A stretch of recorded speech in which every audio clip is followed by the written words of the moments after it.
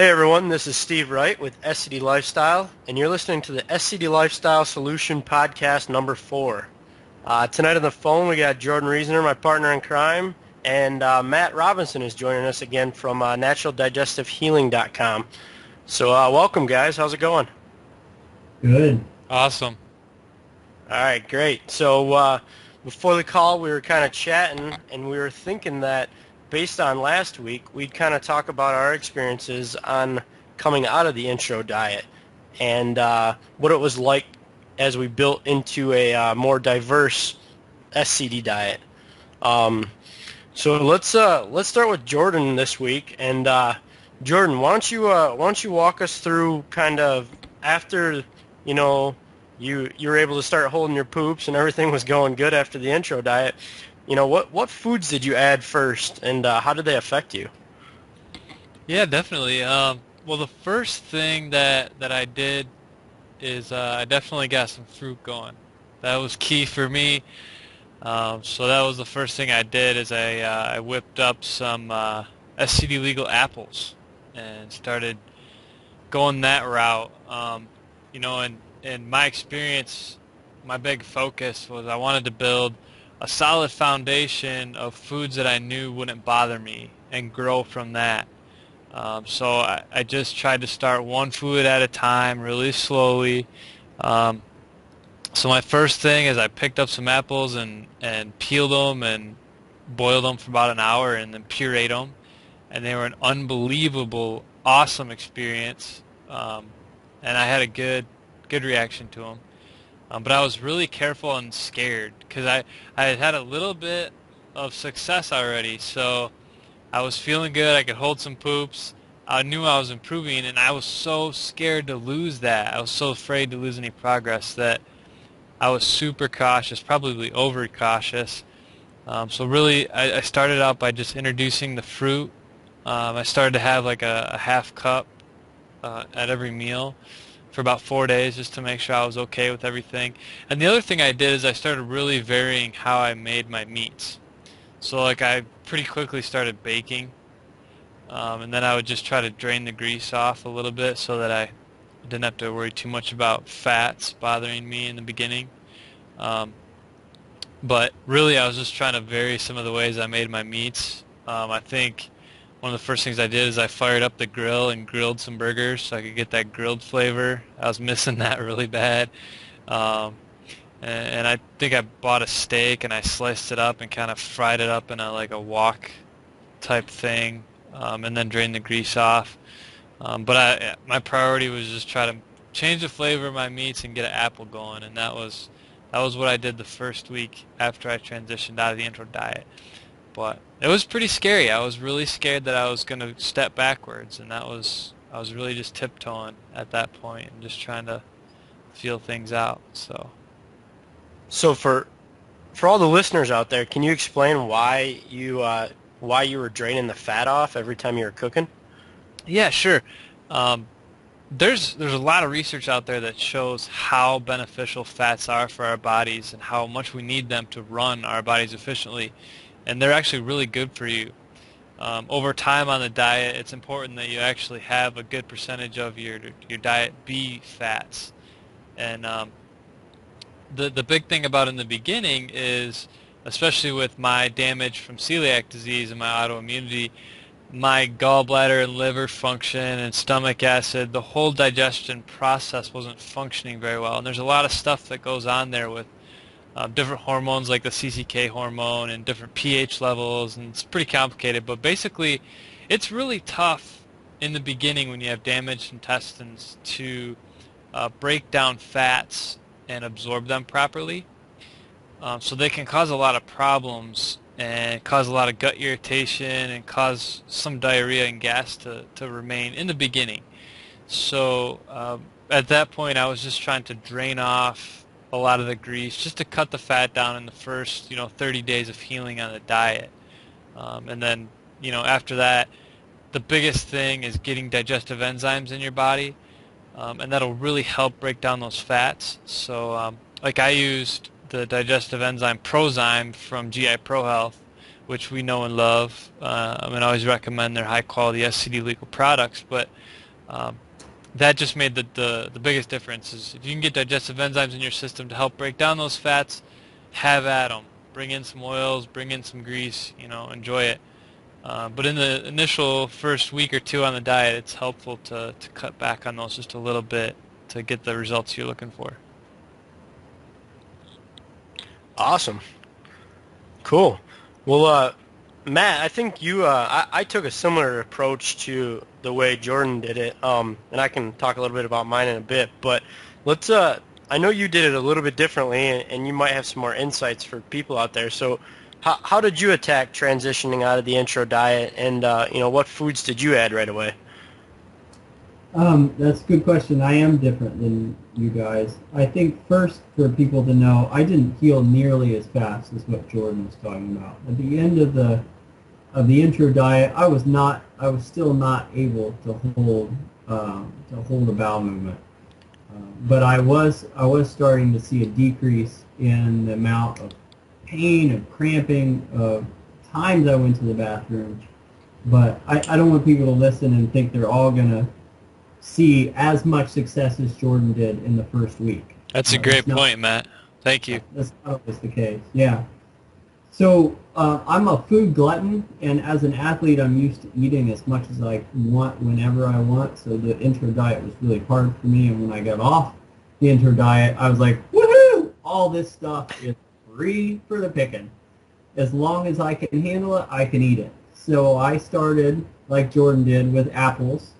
And I made applesauce because I love cinnamon, and I added some. And the first 3 days, I started making simple smoothies in the blender with yogurt, apples, and a little bit of really, really ripe banana, like banana bread material stuff, and a little bit of honey.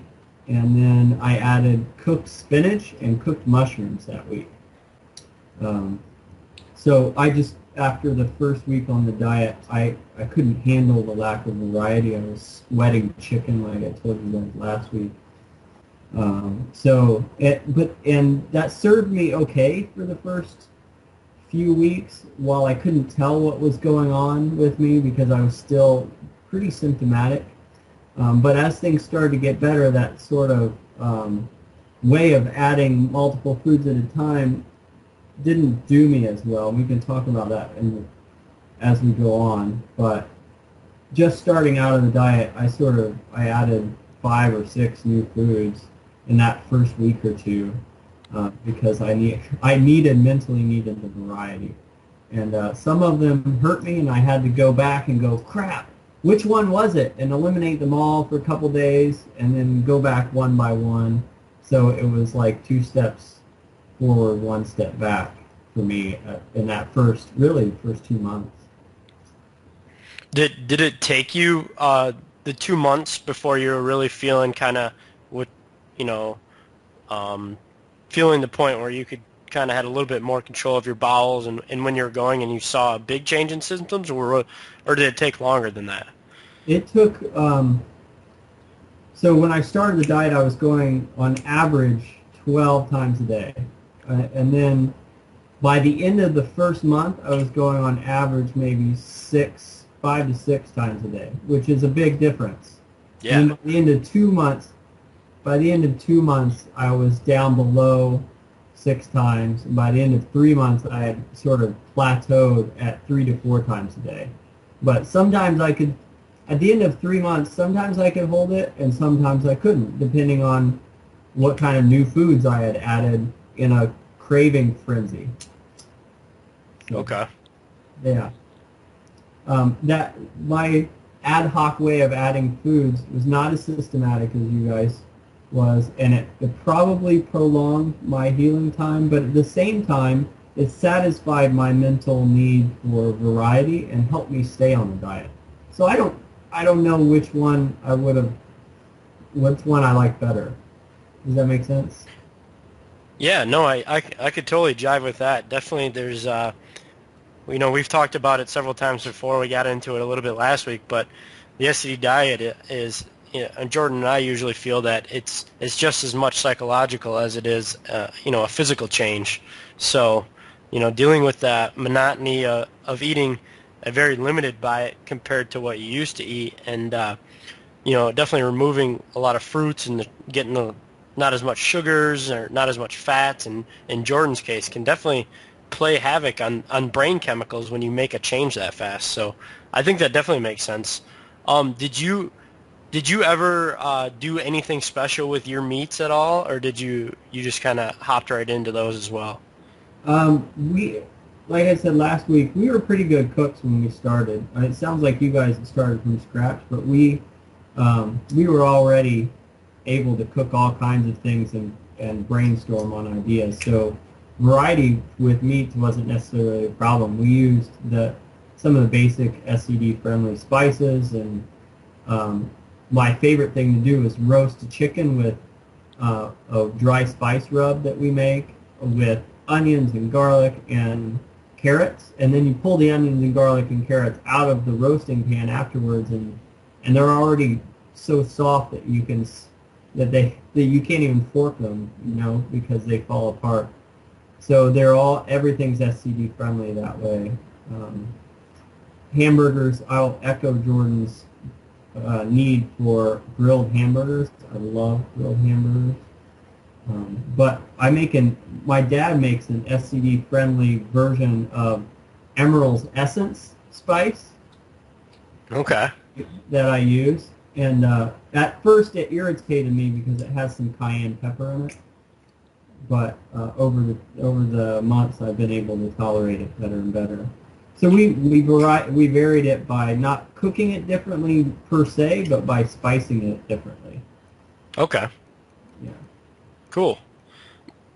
Yeah, I think my path obviously was kind of Jordan was guiding me, so I kind of followed in Jordan's footsteps. I went a little bit faster. I went right into the spice thing as well because I think I might have had a little bit more of cooking experience than what Jordan had.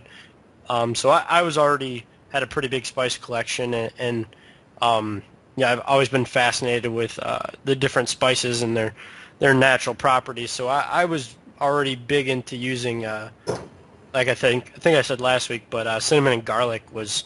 I think I added those before I even added apples, Mm-hmm. and then it was kind of. I kind of stuck to the about 3 days or so. I think I started with apples, and then I moved on to I think it was butternut squash. And honestly, I'd never prepared a butternut squash, so butternut squash and cinnamon. I think I lived off that for like a month. I just thought it was the greatest thing in the world. But It is the greatest thing in the world. So okay. I'm curious. You said you stuck to things for 3 days. Why did you wait 3 days? Well, Jordan had advised me and shown me the stuff about waiting 4 days, Mm-hmm. and the research that I've seen, it goes back and forth between whether or not it's 48 hours or 4 days. But so I was kind of back and forth on whether or not, because I was dealing with the same type of, I think, thought process that you were, in that I was feeling great actually, and I wanted more variety. I wanted more stuff. I actually was okay. Once again, I'm just as different as you guys. So I was actually okay with the blah, monotonous diet, but I was learning to cook these new vegetables and these new fruits in a new way, and it was just a totally new texture and a totally new learning experience almost for me. So I was more excited just to try to cook something new and see what it tasted like and see how I could make it taste amazing than really craving the need for more variety or something like that. But yeah, with the delayed reactions that food can give people, there's a lot of science in the allergy community that says that the reactions can happen up to 4 days after the first time you ingest it, and then If you go outside the allergy communities and some of the diet communities, they'll say about 2 days or 48 hours for your delayed food reactions. So I was kind of caught in the middle of that. I wanted to spruce out and grow my repertoire of foods, but at the same time, I was trying to be cognizant of really following in what Jordan blazed the path. I mean, he got so much better so fast, and I was like, man, if he did it right, I can't really deviate from that too much. Otherwise, I'm just sabotaging myself. Yep. And I did sabotage myself. I didn't know about delayed food reactions when I was starting the diet. So I would eat something and I'd be fine for the next day. And then I'd eat it again and I'd be maybe a little worse. And then the next day I'd be on the toilet more often, or I'd be sick in some way. And it was frustrating as all get out. I couldn't figure out what food was bothering me because when I first tried it, I didn't have any reaction. So I'd eat more of it the next day, and then the next day, and then I would have problems. Yeah, and I So, think that's really driven a lot by leaky gut, and so many of us have leaky gut going into starting the SCD diet that, that stuff gets in your blood, but it takes a while, and then it takes a while for your body to react to it, and um, the biggest thing is just to eat it consistently every day. Don't just eat a little bit and stop, but just eat it consistently every day and not change much else. If you change more than one thing at once, things can get a little crazy because you get paranoid and you're like, I don't know what did it, and I got to take both things out, and I'm freaking out. And I did want to go back and talk a little bit more about the results that I got, because I don't want to sound like they were some magical, amazing thing. I mean, it was, but I was going like probably 10 times a day, and I had no control over holding it.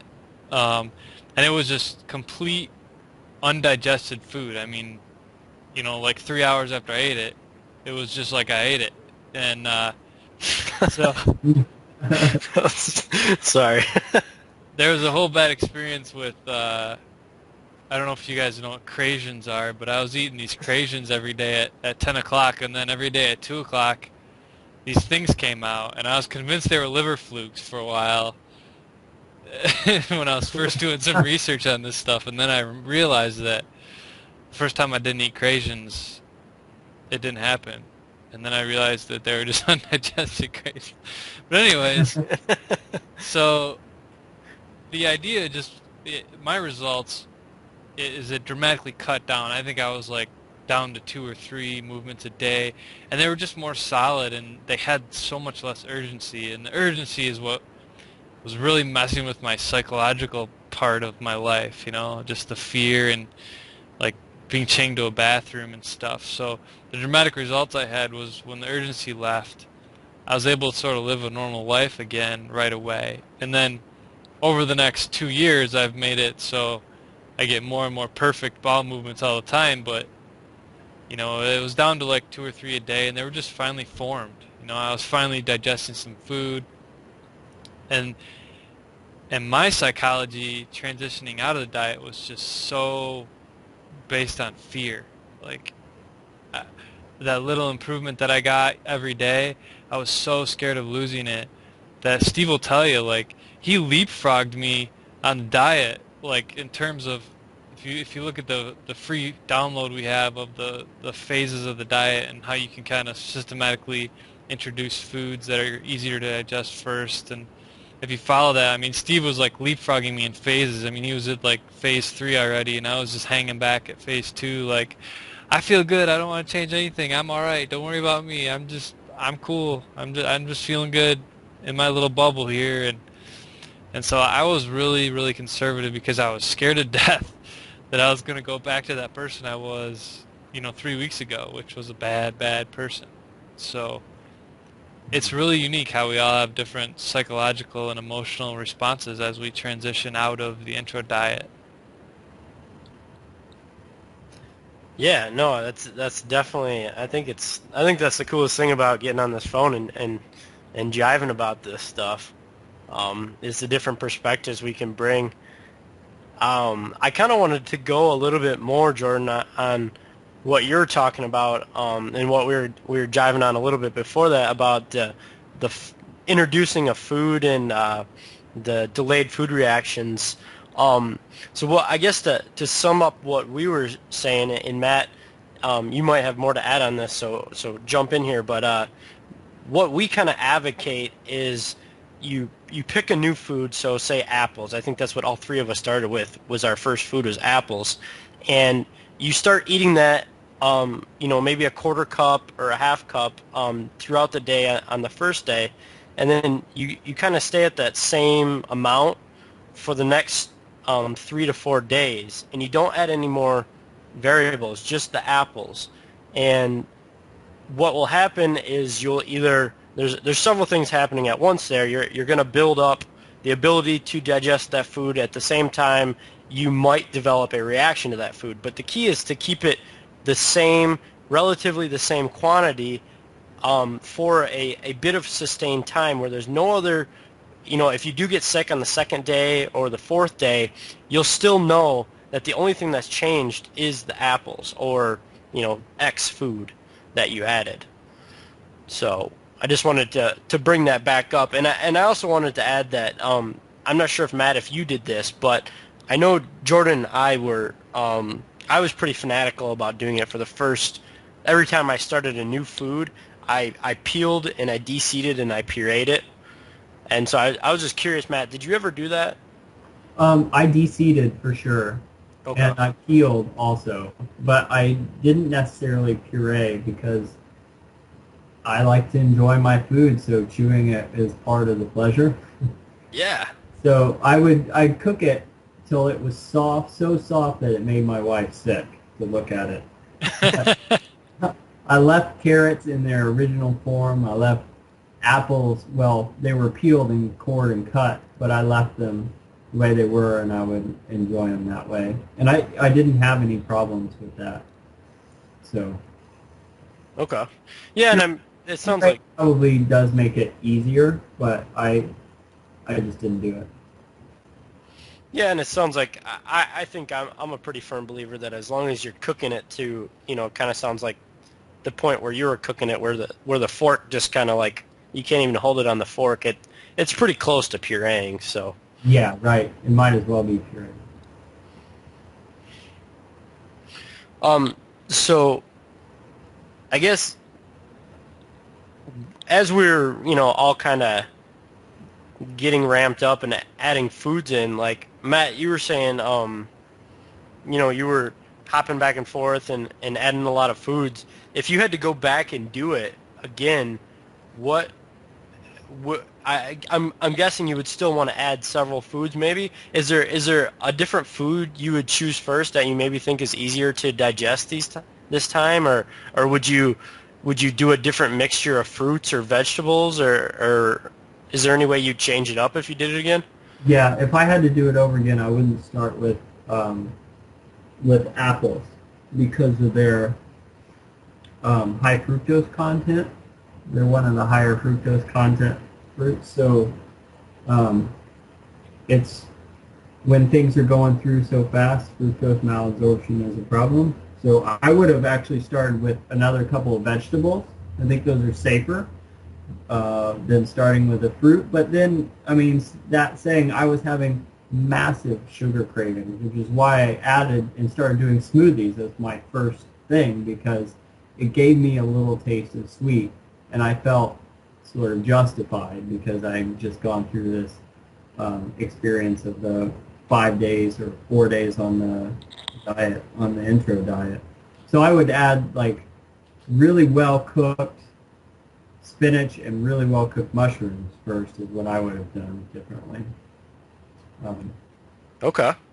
so Yeah, you bring up a great point there with fructose. So that's definitely something that we should dive into at a future podcast for sure. yeah, it just is less sugar, and I think during those initial month, the less sugar you can intake, the better. Yeah, Jordan. What about you? Would you not use apples, or would you stick with the fruit? Was there anything you'd change? Yeah, I think Matt brings up a crucial point about sugar. and especially fructose content, it's so hard because those sugar cravings come, and adding in apples and pears is just like the most amazing thing in the world on your taste buds. But, the more and more I've learned, and since I've cut back on my fruit, I've healed so much better since I cut back on my fruit. It's just unbelievable. I never thought it was possible. And fructose, we can dive into this more later, like you said, but fructose is shunted to the liver as soon as it gets in your blood and treated just like a toxin, actually. And most people don't really realize that. And like Matt said, it's really common to have fructose malabsorption issues when you're not digesting anything. So for me, starting all over, I would have really stuck to meats and fruits, or very little fruits, just mostly meats and veggies. And like he said, I would have just dove in with some different squashes and spinach and zucchini. Those three things are pretty good to start with. There is some sugar content in squashes, but that's plenty for you, and it's easier to digest because it's not in the fructose form. And I definitely would have just tried not to give in to the fear as much and tried to move a little faster. I would have done like 3 days with like an acorn squash, and when I was good, I would have thrown in a butternut squash, and then when I was good, I would have thrown in some spinach, well-cooked spinach, and really cooked them well. Maybe pureed the spinach. I don't know, but I think pureed foods helped me, so I probably puree again because it made it easier for me to absorb the nutrients, and my malabsorption was so bad that I think it made a big difference. So primarily, I would just probably stick to 3 or 4 days, introducing new foods, really cut back on the fruit, and I would have gone with veggies like Matt said. Okay. Yeah, I think I just want to throw something out there to go along with the fructose, what we're talking about here.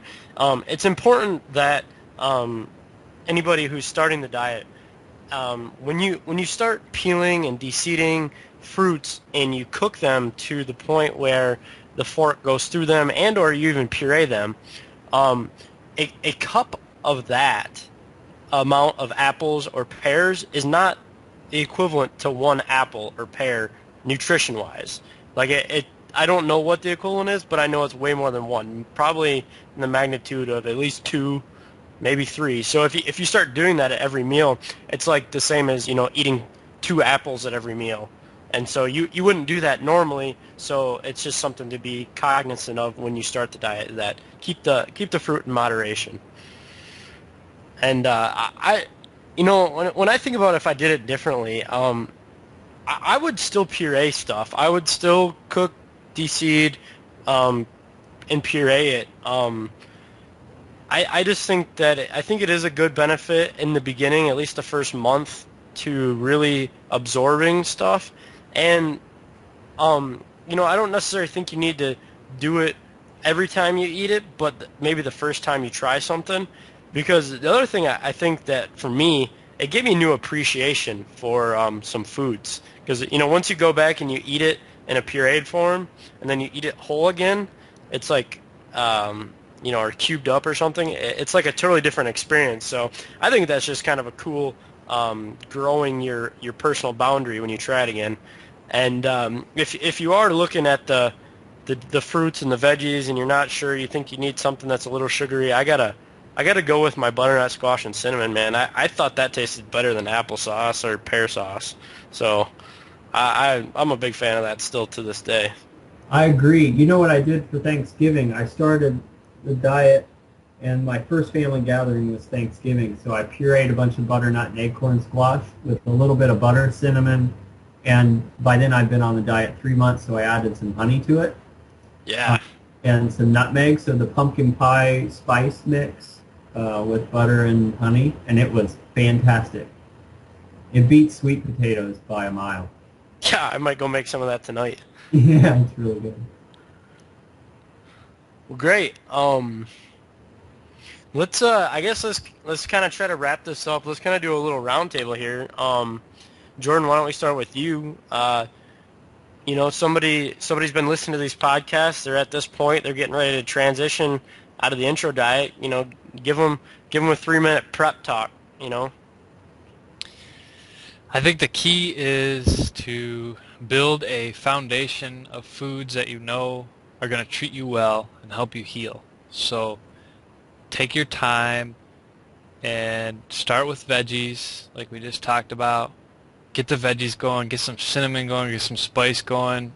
Enjoy the flavor, enjoy the taste, enjoy making new things.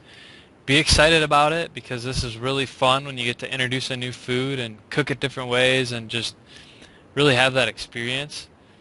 But take that 3 days of eating it every day to really make sure that it's going to be a food you can rely on before you move on and diversify. And take the time to peel, cook, and de-seed and puree this stuff, at least at first, when you first introduce it, so you can really just try to absorb the nutrients and make sure that you're going to give your body the best chance it has to heal as well as you can tolerate it. Because, like we said, there's a lot of psychology and emotion. It's probably 90% of this diet. It's a big part of our book that we wrote. And so as much as you can tolerate it, if you're about to go nuts and jump off your roof, then you might need to do something different. So really just go off your emotions and your psychology and build your foundation of foods that you know will help you heal, get to the results that you want. Great. I think that's great advice. Matt, what about you? What's sum this all up for the people out there listening and give them some good advice? I have two things in mind. First, limit your sugar when you're coming out of the intro diet, and especially in the first 30 days. So limit your sugar, meaning honey and fruit. I know they're legal, but don't do what I did, which is make a bunch of fruit smoothies, add the honey into it, and have problems. Don't add your foods too many at a time.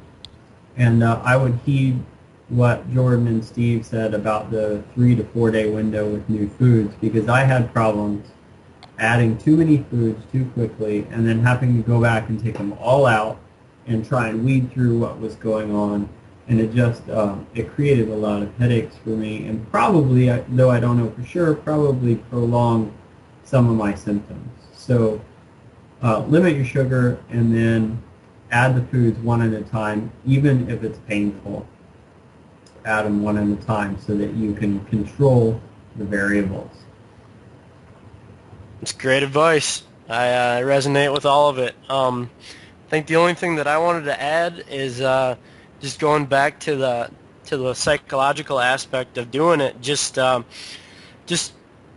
see if you can't treat this like you're starting from a clean slate. You might think you know food. You might be a personal chef. I don't know, but when's the last time that you kind of isolated these foods, had them in their natural cooked state, or even had them pureed? Because there's a lot of, the top chefs in the world now are making all sorts of gels and purees that they lay, $500 bill tabs on for you, and here you can do it on the SCD diet for, $1.